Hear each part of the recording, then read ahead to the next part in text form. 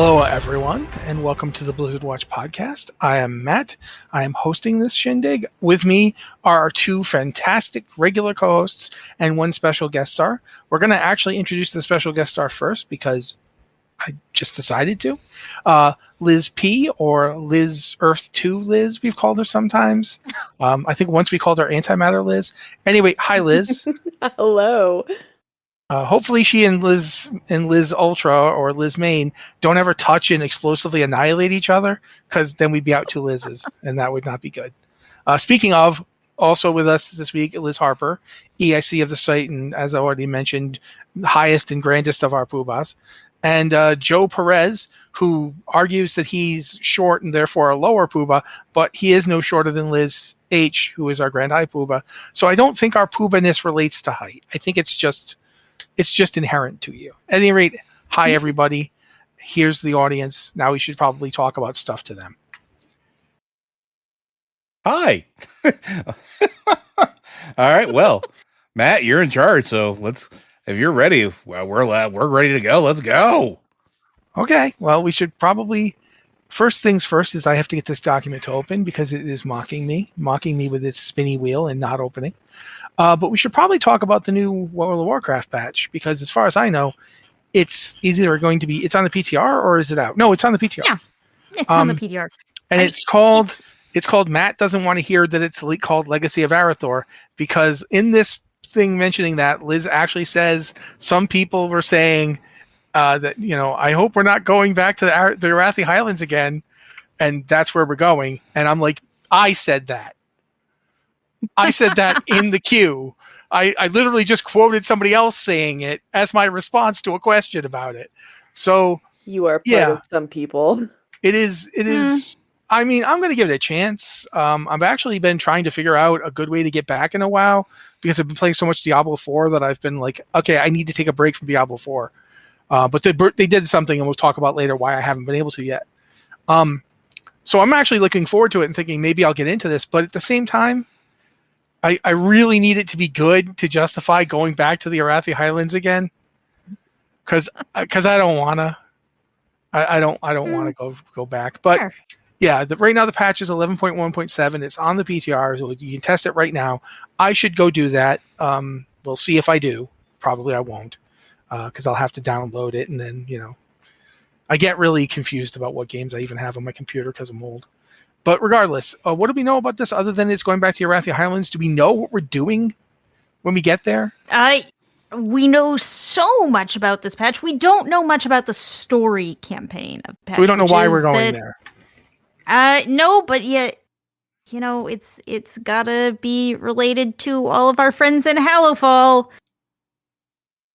That's all I got. That's all I got for you. Well, I mean, it says here... Y'all are the lore people. You're going to have to guess how this takes us back to Arathi Highlands. Well, since we know that there's an infinite pirate dragon involved, at least that's coming in the patch. I don't think the infinite pirate dragon is directly involved with the Arathi, but that is just a guess. I would love for the infinite pirate dragon to swoop in and be like the driving force in the behind the scenes for why the branch of Arathi ended up in Hallowfall.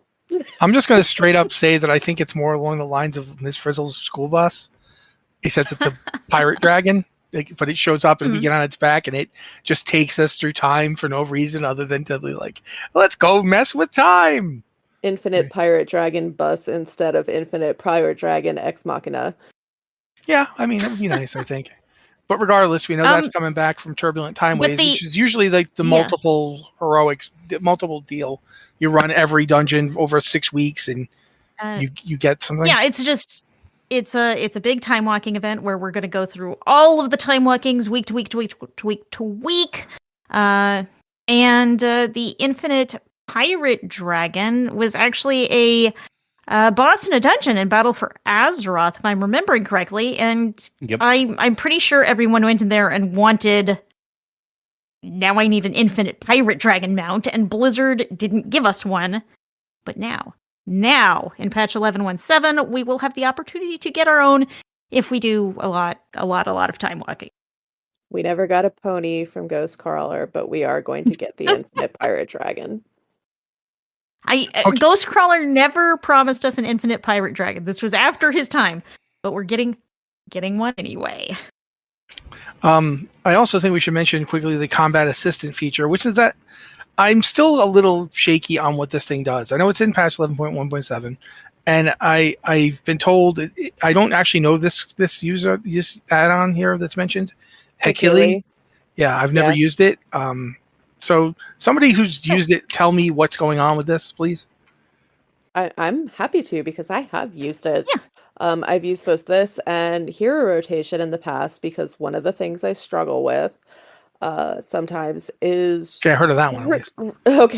is retaining the kind of the core rotational functionality of like what builds off of what, because I don't jump between classes as often as some folks, but I do like having an alt stable, specifically originally for things like the transmog you could get for each race within World of Warcraft, which drove my All Alliance binge in Remists.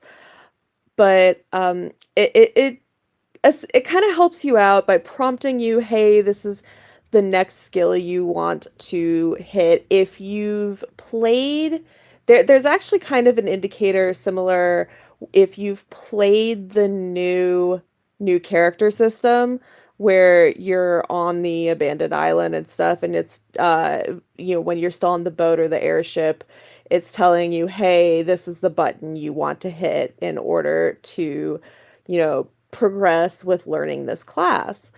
And so it reminds me a little bit of that, because it's giving you that kind of highlight around the button saying, hey, this is the one you want to push next. And it's going to take into account, allegedly, according to Yanahas's Costas, like whether you're an AoE spec, what talents you have, which is something that the add-ons do to varying levels of success. But the other piece, and the piece that's kind of caught everybody's attention, is the one button rotation option, which is, I'm just going to call it an amazing accessibility feature, but that'll let you just hit that button.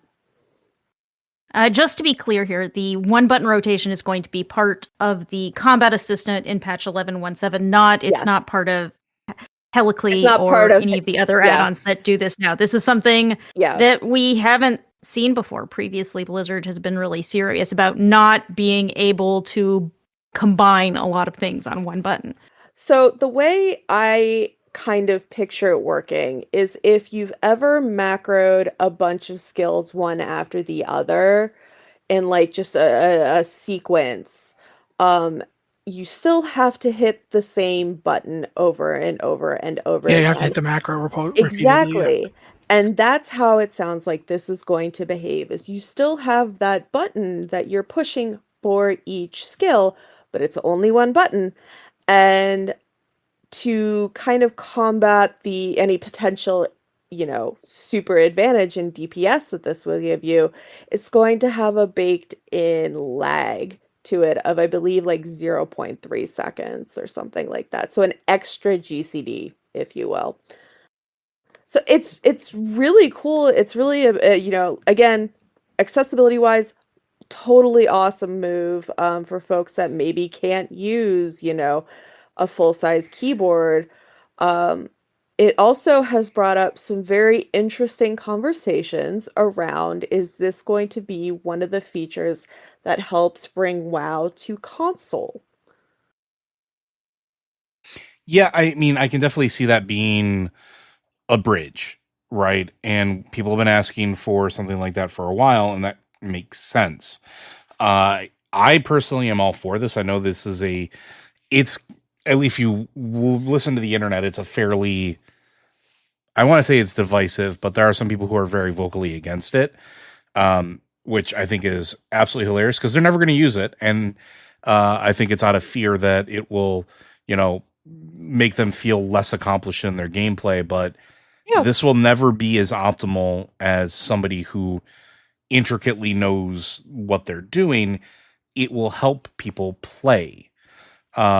It's a good feature in my opinion, or a good potential feature. Honestly, we were just talking about Heckley, I think 3 weeks ago in Guild, because we have people that, especially if you're like swapping classes or you're trying a different spec because maybe you have too many healers and you need somebody to go DPS, but they're not too comfortable with their DPS spec, having something that helps you understand your priority helps you do a little bit more damage, or, helps you a little bit better in sort of like that regard. But it will it's never going to be something that's going to replace a healer's instincts or a tank's instincts or a DPS's instincts. It will just help people who are transitioning, or again, people that have maybe disabilities or have this barrier that keeps them from participating at the level or with their friends that they want to. Makes it a little bit easier, and that's good. We talk about that all the time. That more accessibility is always good. Exactly. And I also like it as a... Sorry, go ahead, Ben.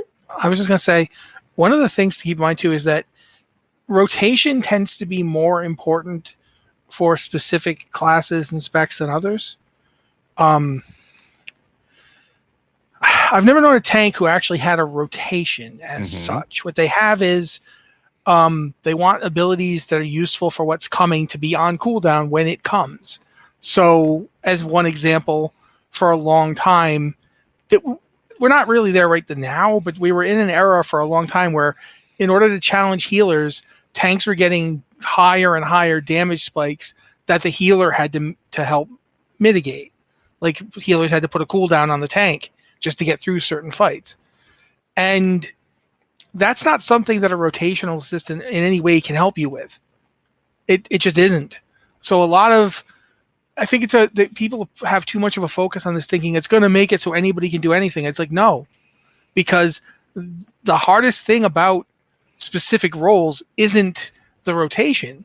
The rotation is really only important for, say, a ranged DPS class or a melee DPS class. Even then, though, a melee DPS can't just sit there and focus on the rotation.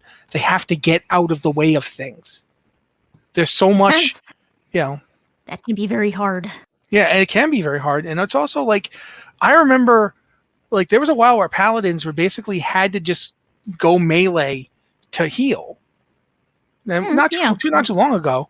And it's not something where you can just count on a rotation. You can't just say, okay, I have enough holy power, I got to do this, because you might get squashed. So you have to be ready to do other things, and you have to be ready to break the rotation. I think a rotation assistance is really worthwhile, as what you guys have already said, as a aid for people who have some kind of accessibility limitation. But it's never gonna be, oh, hey, we got a main tank, we'll just have Joe do it, but Joe's just gonna hit rotation buttons. No, if Joe is doing it, Joe needs to actually do it. And no amount of assistance is going to help that. I do want to clarify that the rotation assist is only going to be for DPS, which, as everyone is saying right here, DPS is the spec that tends to have a more strict rotation. But as everyone likes to say, dead DPS do no damage. So, of course, you do still have to focus on mechanics and dodging things and not standing in the fire. And, if you're me, not rolling off the edges of platforms. All of those things greatly improve your DPS. So don't stand in fire unless it's the fire you're supposed to be standing in. Yeah, exactly. Exactly. That's always the trick. Which circle do I want to be in? Or the thing that's bad, but you have to soak it. Yeah. You've got to keep track of all that. So fights still have a lot of complexity. One thing I'm really looking forward to this for is alts that I kind of like half know how to play. And maybe, the rotation assist will just help me get on them and play them a little bit. I don't have to play them at a super high level, but, doing things. Since the last patch, I haven't logged on to my arcane mage because things changed. I'm like, I don't have the time and mental energy to figure this out, so I sit in Dornegal and disenchant things for my other characters. So, I think it'll be good. Okay, I think that we can move on to talking about overcharged delves, which is apparently just delves with better loot. And you It's- also get a mech suit mount, the overcharged mech suit mount mentioned here. Yes, Blizzard didn't say a whole lot of this. It's only for 6 specific delves: Kriegval's Rest, Skittering Breach, the Spiral Weave, Nightfall Sanctum, Fungal Folly, and Side Street Sluice. Have they said these are going to and be permanently this, or are they going to switch them around when new delves come out, kind of like they do with Mythics? Do we know? It does not say, but I suspect it'll be it. I suspect it's an event, not a forever thing.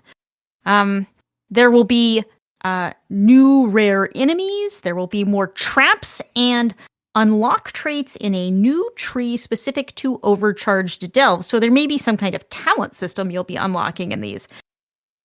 It's a new thing. It's coming in the next patch.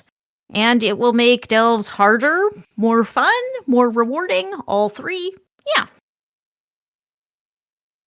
And of course, you get the overcharged mech suit mount, which I really feel like needs to get mentioned every single time we talk about this. I am not sure what it looks like, but overcharged mech suit. Use your imagination. And then there's another event coming back, the Greedy Emissary one, except this time it doesn't have a Diablo tie-in, but it does have new recolored tier 2 set rewards. So if you want that, there you go. The Greedy Emissary one really surprised me because when we've seen this before, it has been a Diablo tie-in because it's a treasure goblin running around Azeroth that you chase to get its loot, like you do in Diablo. But now it's coming. Now there's going to be a treasure goblin in WoW just because, and it's got a bunch of recolored tier 2 sets. Am I the only one who feels like some poor regular goblin just woke up one day and they stuffed him into the treasure suit and he's like, no, I don't want to, no, and they just launch him out. People are chasing him around trying to kill him. He's like, I'm not treasure goblin. I don't know why, but this is amusing me really, really past the point of any reason for it. But I've always said more treasure goblins is better. I didn't say what game. I made no argument that it had to be a specific game. So yeah. It's not bad. It's just weird. It confuses me. I'm like, this is my Diablo. This is my Warcraft. And they only meet together in very specific circumstances. And this is not one of those circumstances. It just kind of hurts my head. It's fine. It's going to be fun. The middle of that Venn diagram should be Heroes of the Storm and not random treasure goblin every so often in WoW. You weren't wrong. But also treasure goblins. They can apparently show up anywhere at any time. So, yeah. So...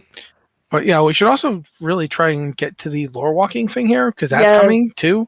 Joe, did you hear about this? You mean the thing that we been talking about for like 2 years? Yeah. Yeah. So do you want to talk about them? Have you read these yet? I have read at least what we have about it. So we're looking at lore walking scenarios that are going to be planned for 11.1.7, where it's lore walking with Lore Walker Cho. You basically are going to be stepping into scenarios where you get to do very iconic things throughout like WoW events. So you get to, in the examples that were given here are meeting the Ethereals, where you go to Netherstorm to fight Dementius. You get to meet Ilarion, Locust Walker, and Legion, and head to the Shadowlands to meet the Brokers, to get into Tazavesh. And you meet up with Venari again, who was, our little broker friend, who may not be what they present, but that's a whole other thing. You can get to experience Zaltast storyline, where you get to learn more about the Black Blade and the Blade of the Black Empire. See how Zaltast gained her body, which we know about that, but you get to experience again for those that missed it. It's really, really, really cool. And then you can go back with, of course, Arthas and Return to Strathome for a shortened version of the culling. But this is exactly what we asked for, right? Years ago, and we've been talking about it, where we said, hey, it'd be really great as a way to bridge the story for people that maybe are coming to the game fresh or have been gone for a while, maybe miss some key things. What if you had the Lore Walkers just have you participate in an active story? Well, congratulations. The Lore Walkers are making you participate in an active story. It's perfect. So I know that we can't take full credit for the idea, but I'm going to try to take full credit for the idea because we absolutely talked about this years and years and years ago. But I'm happy to see it. I think it's really, really cool. And I think it's a really neat way, and again, of using in-game lore and in-game established mechanics to bring people up to snuff on the story of key moments and big story events without them having to go back and play an entire expansion's worth of content and then clear a raid or to find videos on YouTube where it's not the same. Like you watch a video on YouTube or you watch a video on a stream or something like that.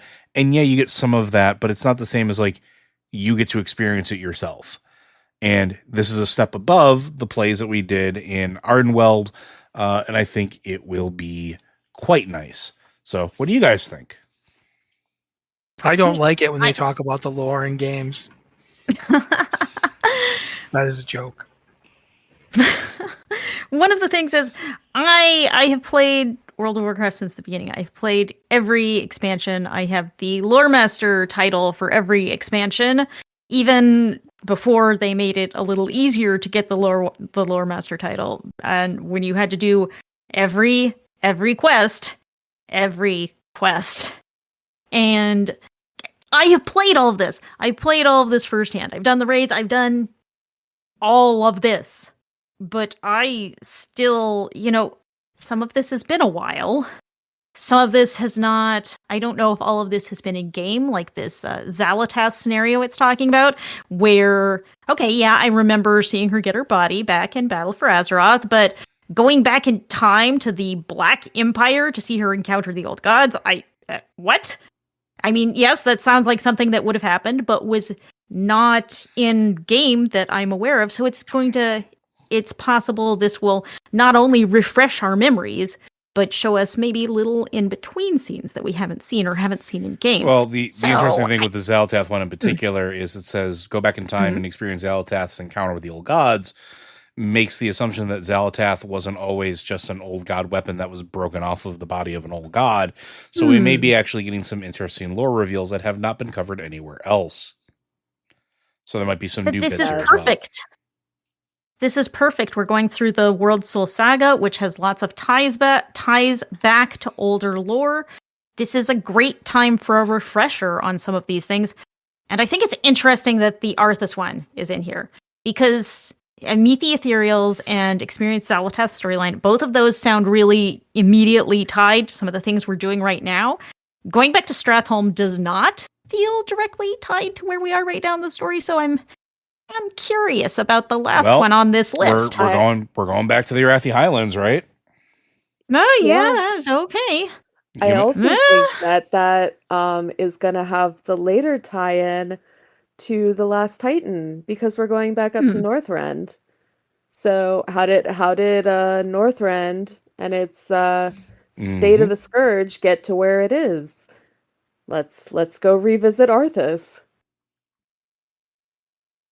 Yeah, I mean, it makes perfect sense to me. So, like, I'm down for it. Yeah, okay. Therefore, I'm going to push us to the Hearthstone bit, and then just kind of look plaintively at Liz and go, can you explain what Embers of the World Tree, since it's going live next week? Talk about it. Just quickly, just mention, because we know we've talked about it before, so we don't need to go into great detail, but go ahead. If you do want to hear it in more depth, go back to our previous episode of the Blizzard Watch podcast, where we did talk about it more. But Embers of the World Tree going live on May 13th. It is a mini set, which basically means it is a small set of cards you can buy for cash or gold, and there's no RNG. You get this little set of cards, and it's called Embers of the World Tree. So it's all about Fyrak trying to burn down the World Tree. That's kind of the theme. We just love we love burning down world trees, and the new mechanic is Smoldering Cards, which are cards that will gain new powers as they are in your hand. But if you leave them in your hand for too long, I think they may go away or get worse. So they have effects based on how long they're in your hand. And possibly they catch fire. That's a thing that can happen. I love that. But I think that's out amazing. next week. Buy it with cash or gold, which you can earn in game. So that's what I like about them. You can get the whole thing, every card. just buy it with in-game currency. Yeah, they are discarded if they're in your hand too long. That's basically catching on fire. It's catching you on fire. You gotta drop them. They're burning you. But there's also a thing where you have to hold them a little bit to get them slightly getting better as well. So that's interesting. Not that I know much about this, but I'm still reading right there. All right. Well, that seems to be it for that. So now we can do the thing that I've been trying to talk about the entire episode and stopping myself with sheer force of will. If you don't know Berserk, Joe, do you want to explain Berserk to people? You're probably better at it than me because I just watched it and stared at the sword the whole time. Berserk is an anime / manga that is trying to think of how to phrase this. Cartoonishly super violent? Yeah, it's a medieval Europe inspired, very dark fantasy world, which is over the top violence, over the top like action. I would say it's like D&D, but even D&D isn't this dark most of the time. But yeah, it's really the best way to put it. It's bonkers. It's bonkers, grimdark, and absolutely fits perfectly with Diablo. It kind of feels a little bit like if Warhammer Fantasy and Dungeons and Dragons had a baby and then emotionally put the baby through some real stuff emotionally. I mean, just Guts' story by himself, not even counting the Casca or any of that. Just a lot going on. Mm-hmm. And I think Joe's right that if Diablo is going to be doing weird crossover events, which we know they are, this is a good one to do. You do this event, which is coming. It's already started. It's live. Yeah. And basically there's free rewards and then there's cosmetics from in-game shop, which they have their own reliquary and you can buy the reliquaries with, I can't even pronounce this word, Bellites. I don't know how you pronounce it. It's Either a new that or in-game Behelit. currency. Yeah, but it drops from elite mobs. And I'll be upfront. I'm in this purely for the transmog, but my God, I'm in it for the transmog because one of the sets is a barbarian set, which is basically just the armor that Guts wears in the manga and anime. I think it's a little bit more like the manga, really. Yeah. The manga is actually darker than the anime. Yes, because it would have to be. I think if the anime tried to be as dark as the manga, the people animating it would die. It is a wild story.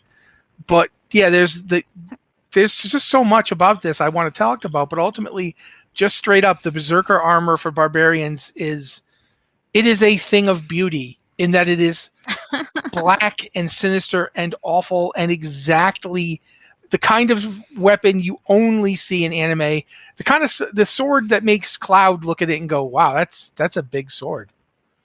I don't know if my sword could be that big. That's a extremely large sword. So I am super excited about this. Go ahead, Liz. I hear you talking. So do you want the bad news or should I leave it at that? Bad news it up. Go for it. Okay, so there is a reliquary with a number of cosmetic rewards.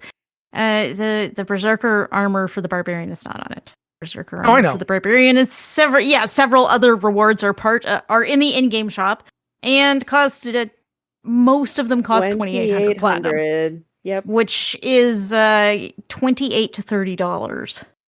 Maybe a little lower if you buy the big bundle. Yeah. But I'm still trying to like scope through all the other stuff. And it's incredibly cool looking. But go ahead, Liz, before I start my rant. One of the rewards is also Matt or Joe, you were going to have to explain this. One of the rewards is a nose on legs as a pet. Yeah. Can anyone explain what's happening here? Is there an explanation? I'll let Matt explain. I can't because I don't remember it. I looked at it saying like I know I should remember this and I can't. I also barely remember this thing. Like I have like a fever dream, but like I don't remember what it was in the anime / manga. I think the weird thing is I think it came in the manga first, and it's like and then they had it in the anime, and it doesn't really have much of an explanation for why it exists. I think it's just like, look, this could happen, or something. I know. I don't remember it. I remember it was like an astral like monster / thing. And I think it was like the Chimimorio or something like that. But that's all I remember. And I remember it was like a scene. And I remember like bunch of like the anime forums and people were just like absolutely obsessed with it because it looks ridiculous. And what you see, like the picture when you go to their website and you see the photorealistic version of it for some ungodly reason, it's worse here than it was in the manga. Yeah, in the manga, it's just like a one panel, once off little weird nose thing.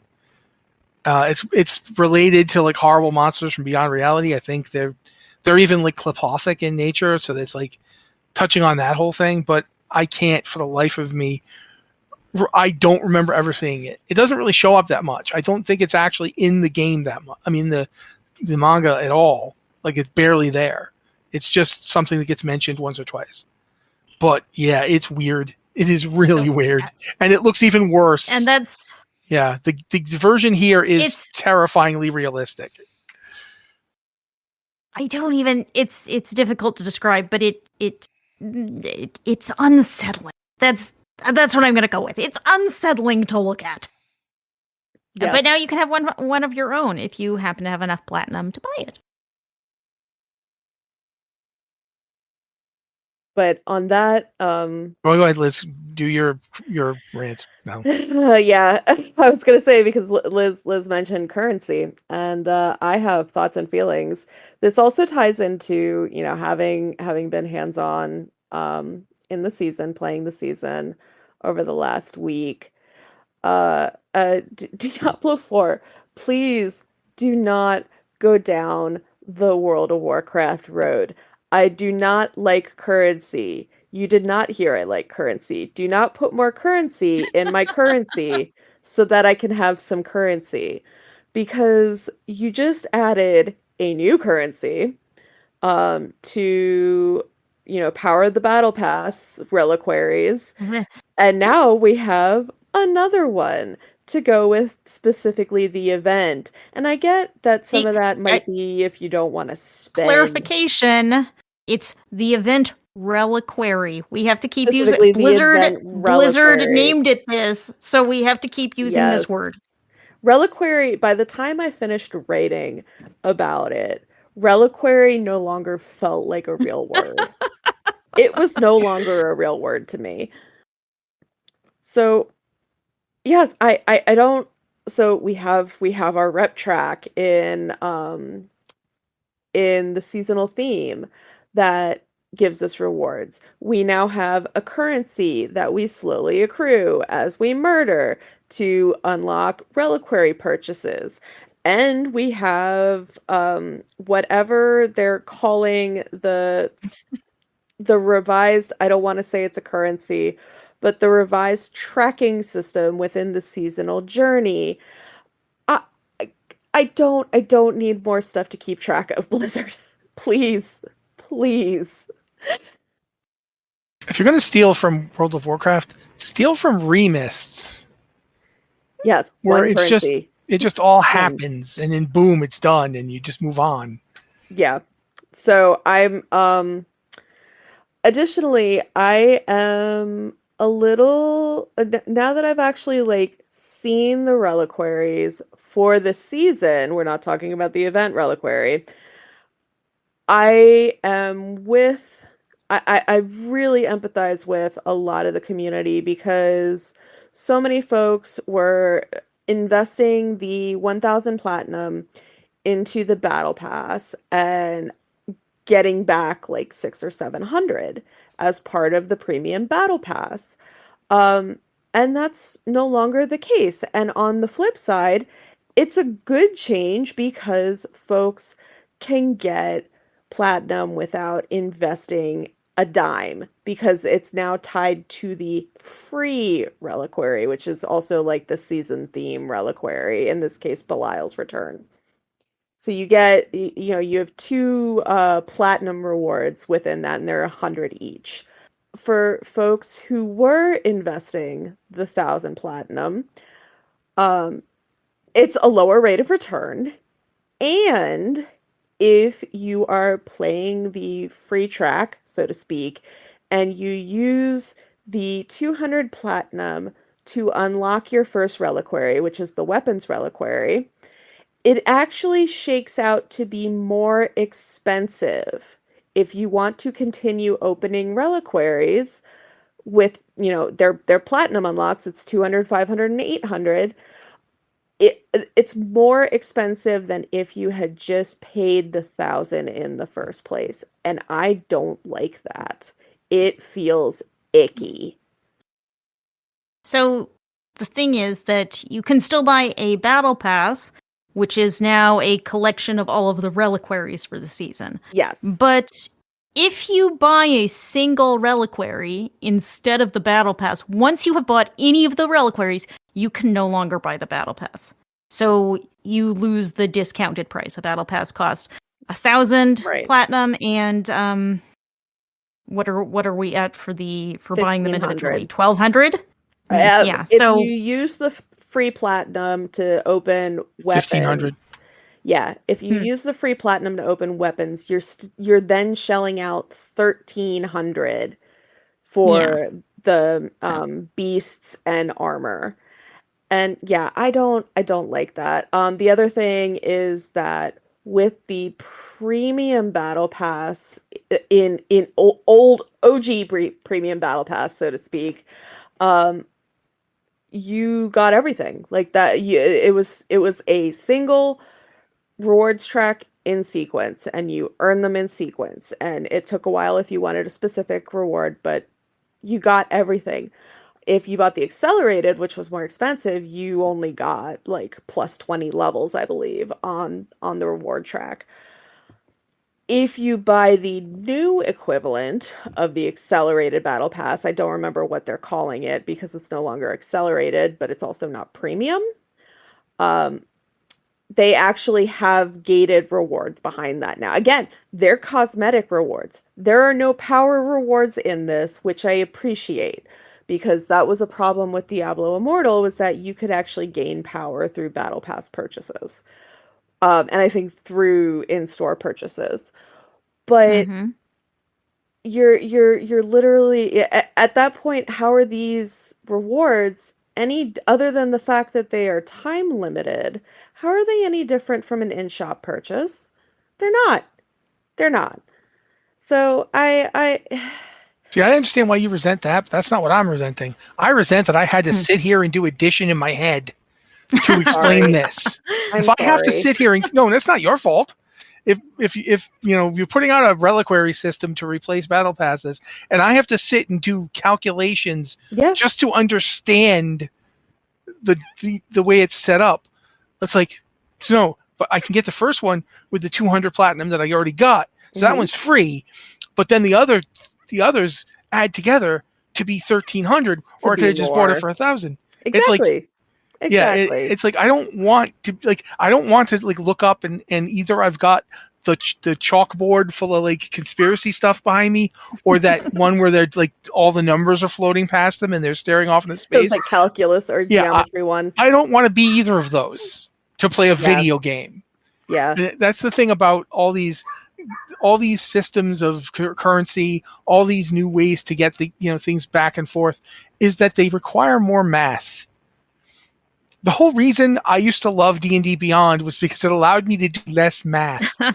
and the fact that then you've unlocked the reliquary and you go in and now you have to spend favor of varying amounts depending on the item, so now you've used your in-game currency to unlock the thing that you can then spend your accrued seasonal currency, and now you can bank 99 of these currency if you're just going gangbusters at the season.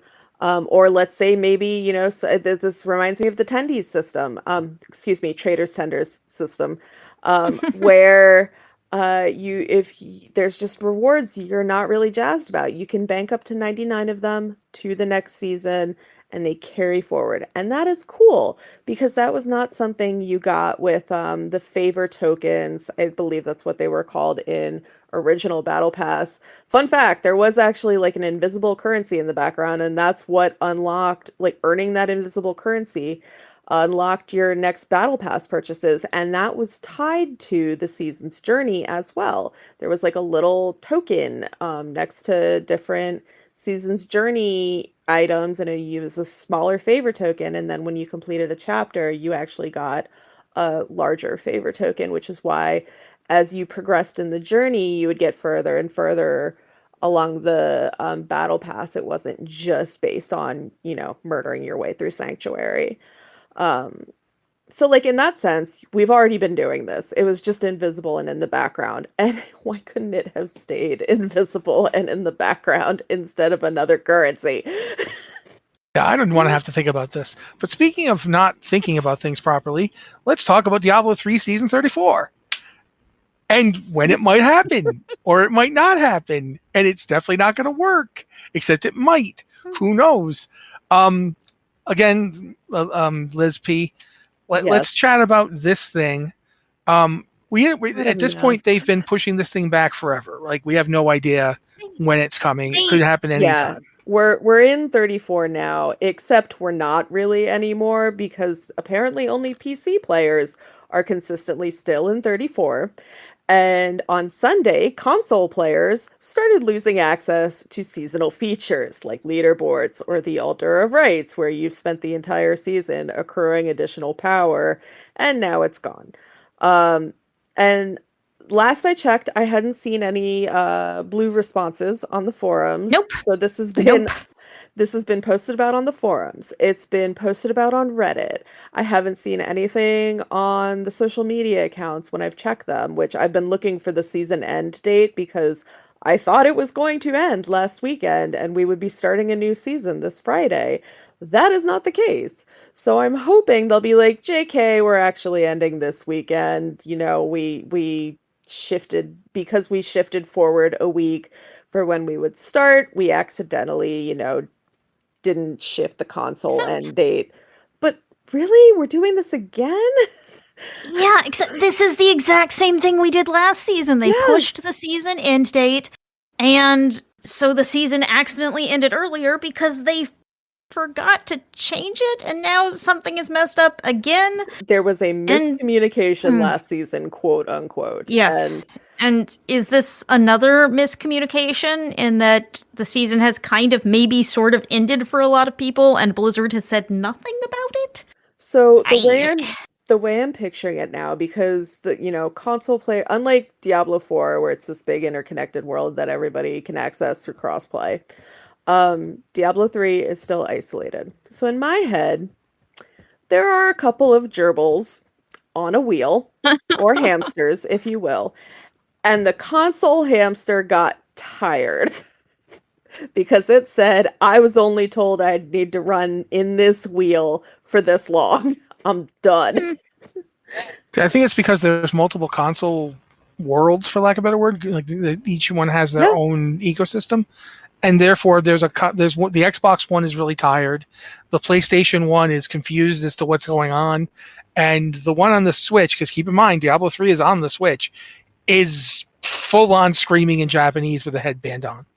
Like, we have no concept. It's upset because it didn't get its pre-order in time, and the Switch 2 was all sold out.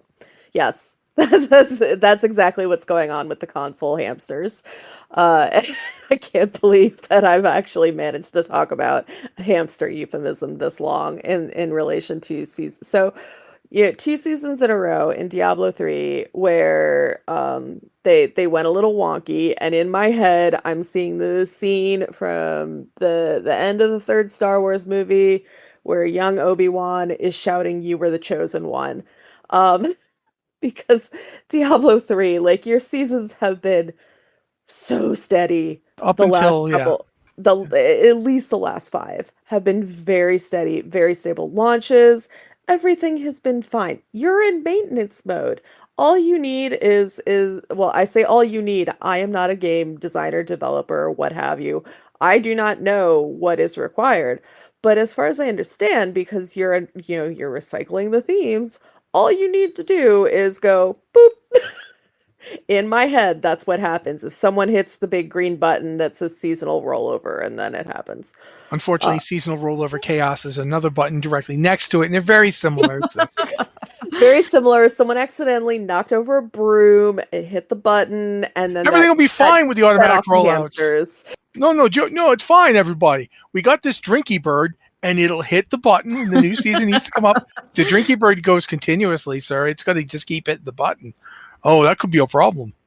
Cut to season 34. When is it ending? It already ended. Maybe it hasn't ended yet. The bird is upset now. It got some bad news, so it just leaned forward, but it shifted a little because its head was kind of sagging. Like I don't know. I don't know. And Liz can tell you, I am probably one of the most positive people, sometimes maybe without merit, when it comes to Diablo 4.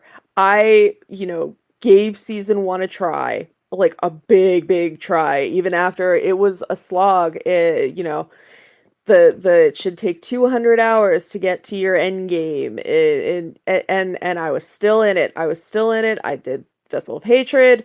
I got to the end that I'm not spoiling it for anybody and said, okay, but I was still in it. And then about midway through Season of Witchcraft, I went, haven't I been here before?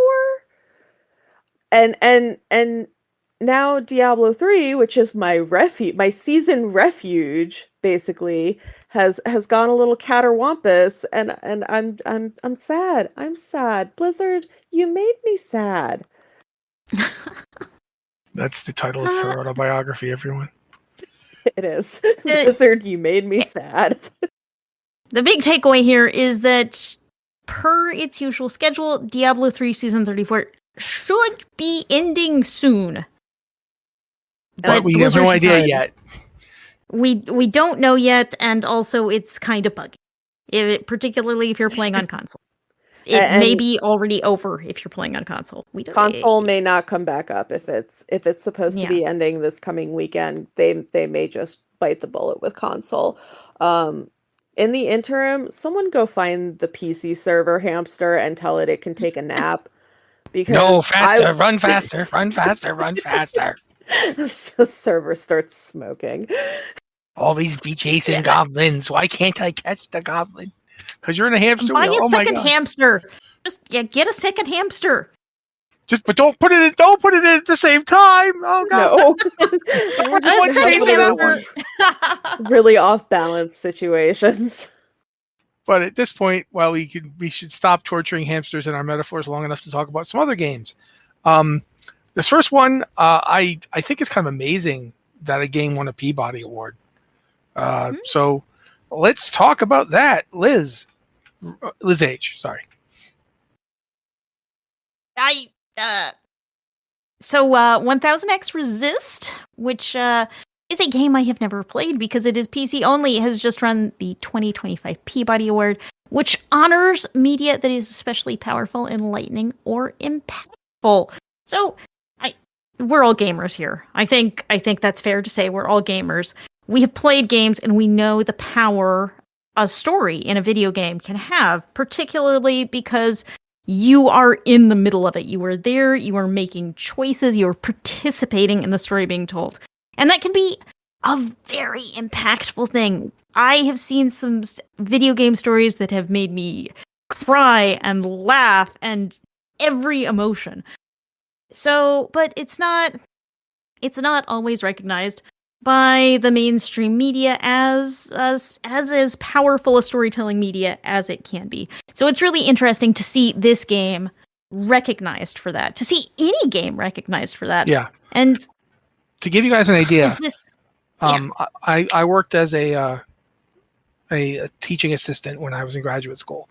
And one of the teachers that I was assigned to be an assistant for basically never came to work and never did anything.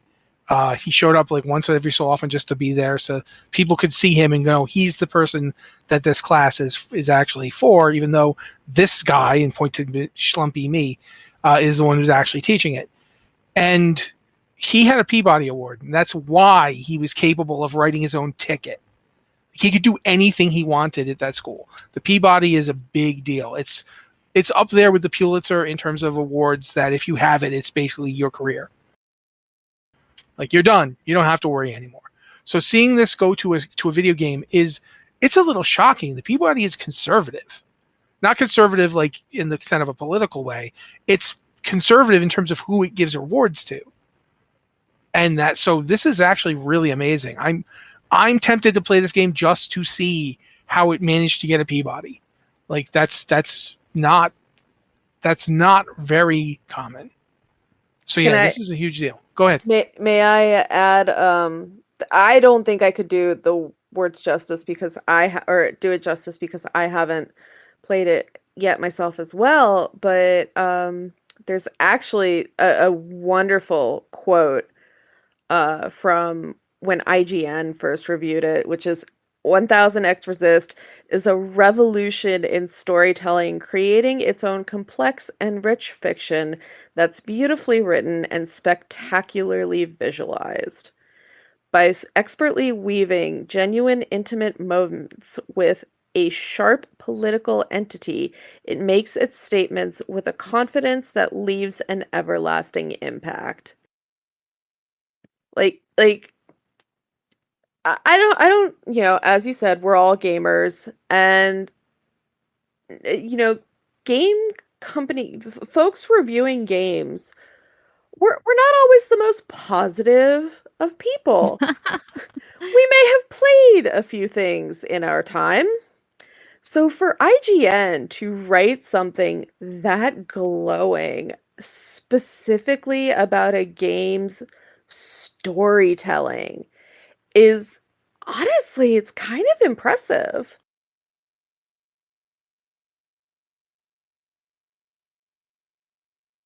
I should add that the Peabody's does have an immersive and interactive category now, which does include other games. So one of the other noms was Vinba, which is a cooking game that's about growing up. And it's a narrative game. It's an indie game. So this feels like it's starting to become recognized in the larger media that, yeah, video games have stories. Video games have good stories that are worth experiencing. Another thing about this is you can buy it right now for $15 on Steam. So I think this is an interesting point. Because game prices have been going up, and we've talked about this before. Microsoft is talking about increasing its game prices to $80, but games haven't kept up with inflation, just in general. I mean, games have been running in the $50 price range for a long time, and then they kind of inched up to $60. And now, with Nintendo going to higher prices with its Switch release, and now Microsoft is following suit. So we're seeing from the big game companies higher prices. But we're also seeing these indie games with fantastic, amazing, original, creative stories and novel types of gameplay that, while we see big game companies mostly playing it safe with things they know will be successful.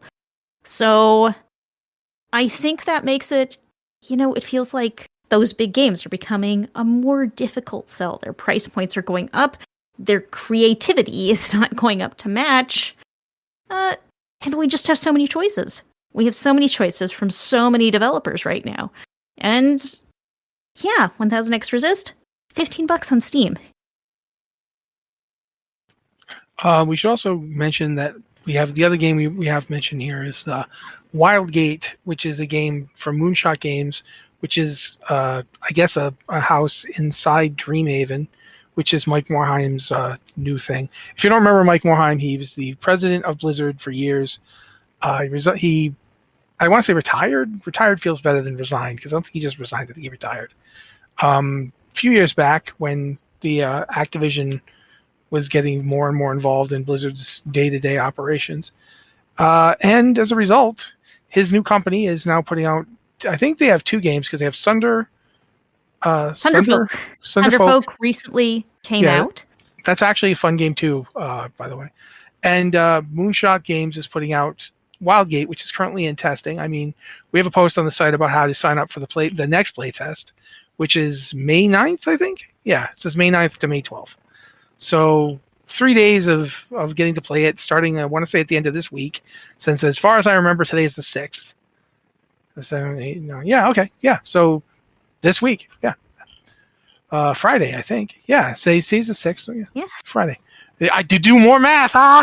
Anyway, so if you want to get involved in this playtest, we talked about this game previously.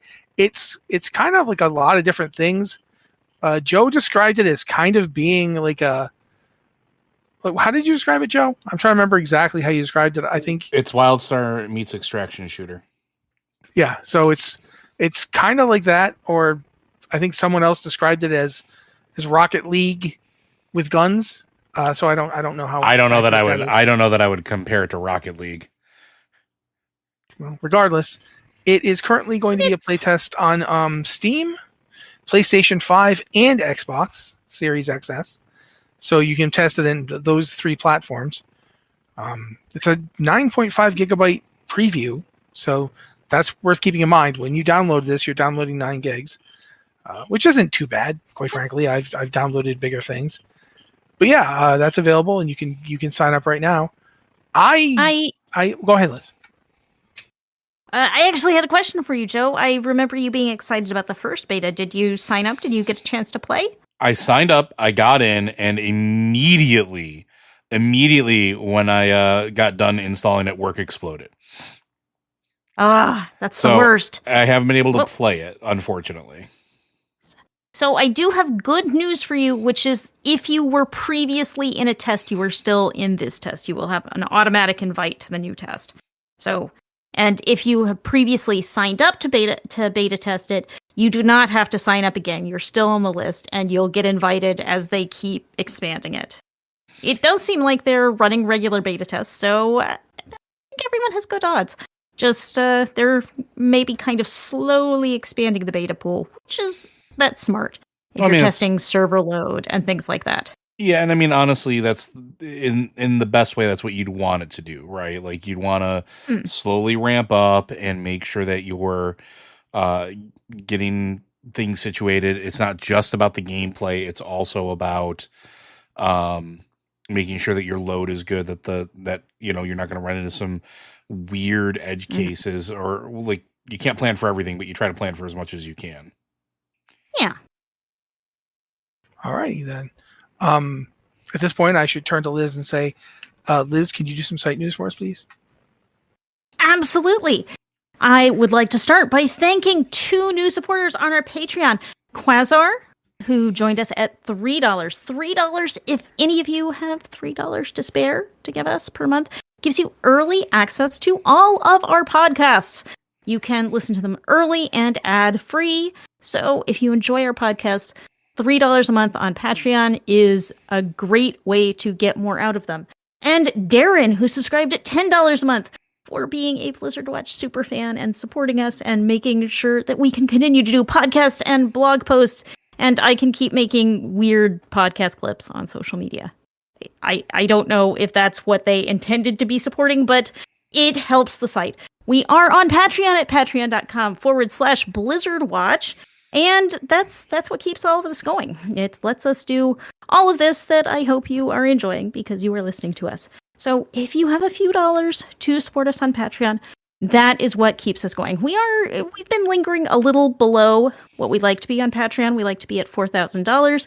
Last I checked, I think we're at $3,700. So if you can give us a little bit and help us get up to that level, that helps us keep on going. And I understand if you can't. If you can't, totally fine. We appreciate moral support. I mean, we're all writers here. I think we all appreciate moral support.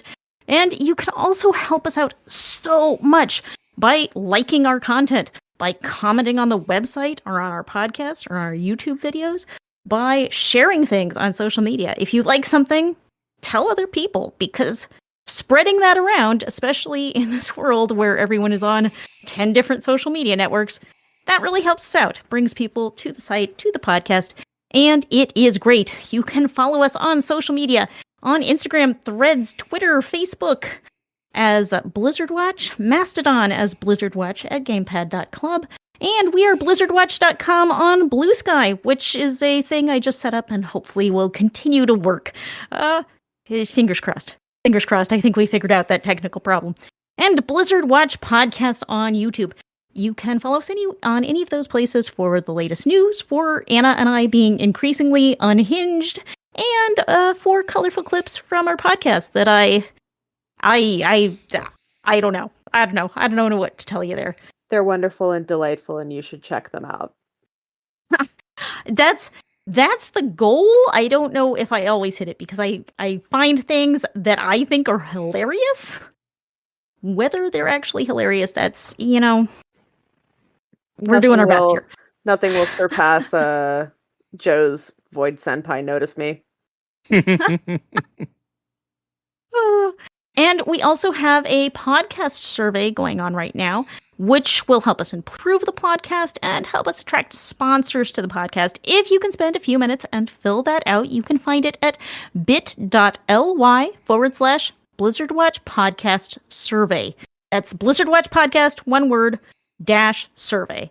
And you will also find it in a link in this podcast description. So if you have time, if you're able to do that, helps us out so much. Thank you very much for being here. Thank you to everyone who supported us. And of course, Quasar and Darren, who just joined us in the past week. Thank you very much. All right, I think we're basically at time. Joe is usually the one who knows best, so I'll ask Joe. We are definitely at time, and Liz already did the thing, so... I guess we're just going to get going, everybody. Thank you very much for being here with us. This has been the Blizzard Watch Podcast. We'll be back next week.